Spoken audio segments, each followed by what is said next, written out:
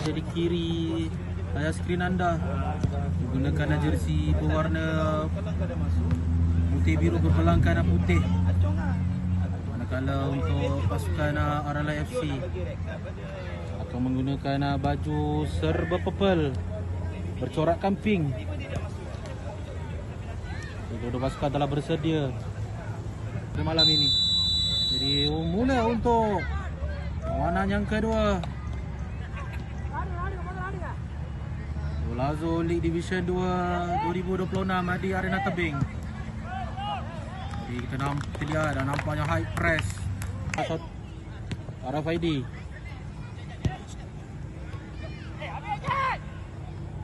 Pengurangan lepas sekarang ini. Satu cross.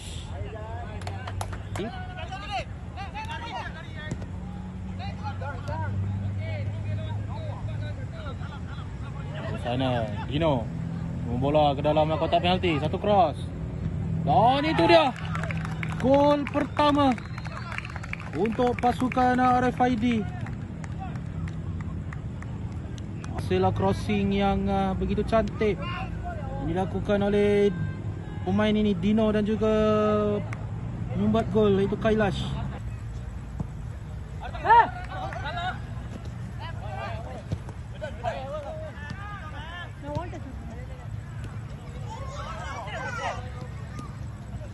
Pas untuk cross.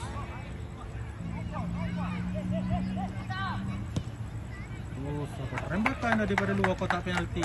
Datang sepasukan.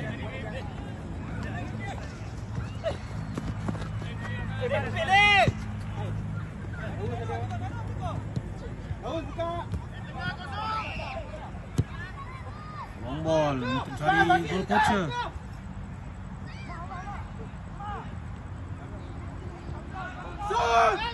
Tembakan. Dan itu dia gol penyamaan untuk pasukan RLI FC. Ini satu hantaran larian Dino sekarang ini. Satu acahan Kailash. Satu tembakan.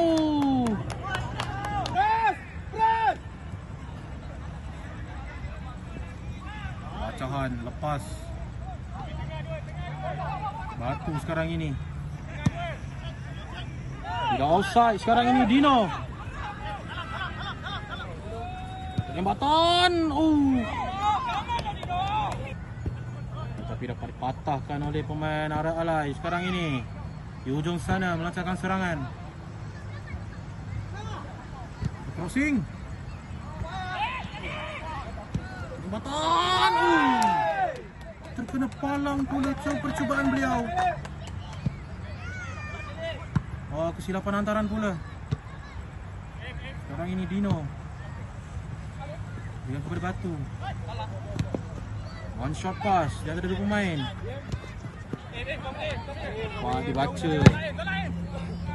Sekarang ini batu gelenggokkan yang menarik. Bola pemain di ujung sana.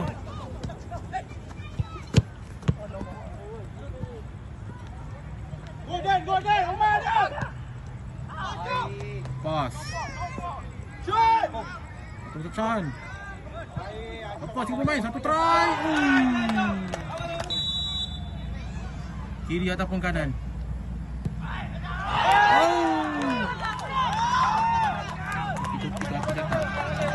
Tepi api cakap. Ke dalam. Dan itu dia gol kedua untuk pasukan RLI FC.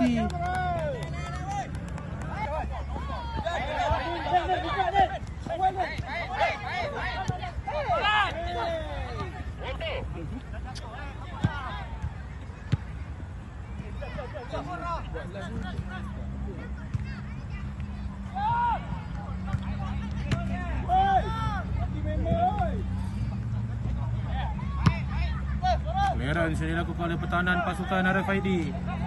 Akan tetapi tampanan beliau terlalu kuat pula. Nak makan lagi ke? Nak makan lagi?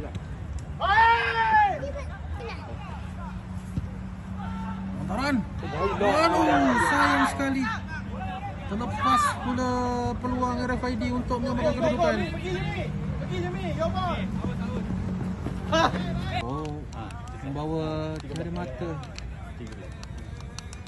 Jadi Maraksi RFID FC 1 adalah FC 2. Terima kasih kepada penonton-penonton yang sudah hadir ke live yang kami siarkan di Fusion Live Streaming.